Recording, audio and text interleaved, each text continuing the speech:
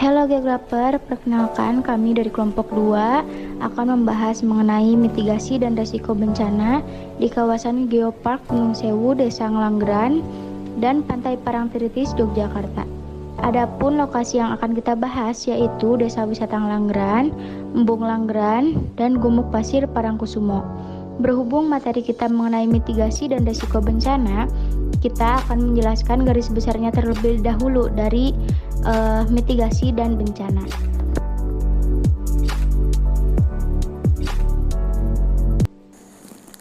Mitigasi bencana merupakan serangkaian upaya untuk mengurangi risiko bencana, baik melalui pembangunan fisik maupun penyadaran dan peningkatan kemampuan menghadapi ancaman bencana.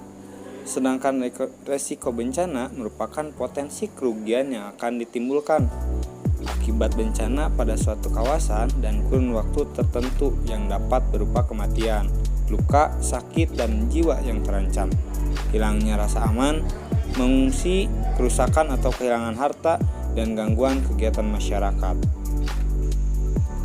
Lokasi pertama yang akan dibahas yaitu Desa Wisata Ngelanggeran. Desa wisata ini berada di daerah istimewa Yogyakarta, tepatnya di Kecamatan Patuk, Kabupaten Gunung Kidul. Desa ini memiliki dua daya tarik wisata utama, antara lain Gunung Api Purba Ngelanggeran yang merupakan deretan gunung batu raksasa dengan pemandangan eksotik, dan Embung Ngelanggeran sebagai pengairan perkebunan dan pertanian di Desa Ngelanggeran pada saat musim kemarau. Gunung Api Purba Ngelanggeran adalah salah satu situs warisan geologi di dalam kawasan Gunung Sewu UNESCO Global Park. Awal mula pembentukan Gunung Purba Ngelanggeran terjadi pada zaman Tersier, tepatnya pada kala Miosen awal. Gunung Purba ini awal mulanya terbentuk dari letusan Gunung Similir yang mengalami kerusakan setelah meletus dan letusan. Gunung Purba Ngelanggeran merupakan perbukitan struktural yang terbentuk akibat adanya penunjaman lempeng. Gunung ini memiliki tinggi 700 mdpl dengan kemiringan lereng lebih dari 45% dengan luas 48 hektar. Gunung ini disebut juga dengan Gunung Wayang karena terdiri dari rangkaian Gunung Bucu, Blencong, Watu Bantal, Kinjari, Bukit Batu, dan Gunung Gede sebagai puncaknya. Di Gunung Langgeran juga terdapat 28 mata air. Gunung Langgeran memiliki jalur pendakian yang cukup menantang, mulai dari jalan konblok, jalan setapak, hingga lorong sempit yang hanya bisa dilewati oleh satu orang. Lorong panjang ini diapit oleh dua bukit raksasa. Oke, selanjutnya kita akan memasuki lokasi yang kedua, yaitu adalah Embung Langgeran. Nah, lokasi wisata ini diresmikan pada tanggal 19 Februari 2013 oleh Sri Sultan Hamengkubuwono ke-10. Lokasi Embung Langgeran berada di atas bukit yang dinamai penduduk setempat sebagai Gunung Gandu. Maka dari itu, para geografer harus menaiki beberapa anak tangga sebelum sampai ke puncak Embung Langgeran. Kemudian kondisi geologi Embung Langgeran diperkirakan terbentuk pada zaman Neosen awal sampai Miocen tengah. Formasi Ngelanggeran terdiri dari breksi gunung api, aglomerat, tuf, dan lava andesit basalt. Batuan pembentuk utama berupa breksi gunung api dan aglomerat. Komponen dari batuan andesit hingga basalt berukuran 2 hingga 50 cm dengan ketebalan formasi sekitar 325 meter. Embung Langgeran dibuat oleh masyarakat untuk memenuhi kebutuhan hidup masyarakat Desa Ngelanggeran yang awalnya daerah Ngelanggeran ini memiliki kesediaan air yang sangat terbatas, sehingga masyarakat berinisiatif membuat dan memanfaatkan embung ini untuk mengairi persawahan, perkebunan, dan kebutuhan masyarakat Desa Ngelanggeran. Air embung ini berasal dari air hujan. Embung ini dibuat di daratan tinggi yang bertujuan supaya air embung tersebut mudah mengalir dan mengairi persawahan serta perkebunan di sekitar wilayah Desa Ngelanggeran. Kawasan Embung Langgeran dikelilingi oleh perkebunan buah yang ditanam oleh penduduk sekitar. Kebun buah yang luasnya 18 hektar ini menawarkan komoditi utama tanaman buah durian montong dan kelengkeng. Ada pula beberapa jenis buah lain seperti rambutan, alpukat, dan kakao. Oleh warga setempat, kebun buah ini sering disebut sebagai kebun buah Ngelanggeran. Manfaat lain dibuatnya Embung Langgeran ini juga berupa tempat wisata. Karena berada di atas bukit, maka tempat ini menawarkan spot terbaik untuk melihat panorama matahari terbit ataupun tenggelam. Kemudian lokasi Embung Langgeran ini sering ramai didatangi di saat senja, saat matahari sudah mulai tenggelam. Bahkan banyak pengunjung yang sengaja datang ke tempat ini hanya untuk menyaksikan dan mengabadikan momen terbit ataupun tenggelamnya matahari.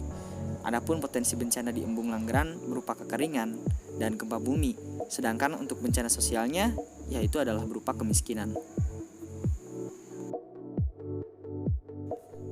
Oke, kita berlanjut ke lokasi yang ketiga yang akan dibahas, yaitu adalah Gumuk Pasir. Di Yogyakarta terdapat tempat yang sangat menarik untuk dikaji dalam aspek geografi. Nah, Gumuk Pasir Parangkusumo adalah salah satunya. Keindahan Gunung Pasir seakan sedang berada di Afrika. Gumuk Pasir terletak di Kabupaten Bantul, Yogyakarta. Gumuk Pasir sendiri merupakan salah satu bentang alam yang proses pembentukannya dipengaruhi oleh angin dan terbentuk pasir yang menumpuk dalam jumlah besar dan memiliki ketinggian sekitar 5-15 meter. Gumuk Pasir sempat mengalami penurunan. Persebaran area menurun di daerah tengah dan zona inti Gumuk Pasir dikarenakan berkembangnya hutan lahan kering melalui program penghijauan, pemukiman semak belukar, dan objek wisata sebagai dampak dari aktivitas masyarakat di dalam area Gumuk Pasir Parangtritis. Padahal dengan adanya Gumuk Pasir ini, jika masih dalam keadaan baik dengan ketinggian berkisar antara 20-25 meter di atas permukaan air laut, dapat meredam kerusakan akibat tsunami yang berpotensi terjadi setelah selatan Pulau Jawa serta sebagai daerah resapan air jika terjadi banjir. Dalam hal ini, terkait tentang pelestarian Gumuk Pasir dan mitigasi bencana, dapat dilakukan penanaman vegetasi di bagian utara dari zona inti Gumuk Pasir agar tidak kembali menutupi lahan masyarakat dan daerah tersebut tidak menjadi gersang dalam hal penanaman vegetasi terkait konservasi Gumuk Pasir dan menjaga keluarga yang ada jika ingin membuka lahan pertanian sebaiknya di bagian utara dan zona Gumuk Pasir dengan jarak 1000 meter dari garis pantai sehingga tidak mengganggu pembentukan Gumuk Pasir dan masyarakat dapat melakukan pembersihan atau pengurangan permukiman dan juga bangunan yang berdiri di sekitar pesisir pantai dan zona inti Gumuk Pasir, terlebih lagi pada bagian arah tenggara karena dapat menghambat pembentukan mufasir dan Gumuk Pasir dan membahayakan masyarakat apabila terjadi bencana rob dan tsunami. Selain itu dapat juga dilakukan dengan mengatur letak dan posisi pemukiman dan bangunan yang mengalami pergerakan angin dari tenggara sebagai pembawa suplai pasir.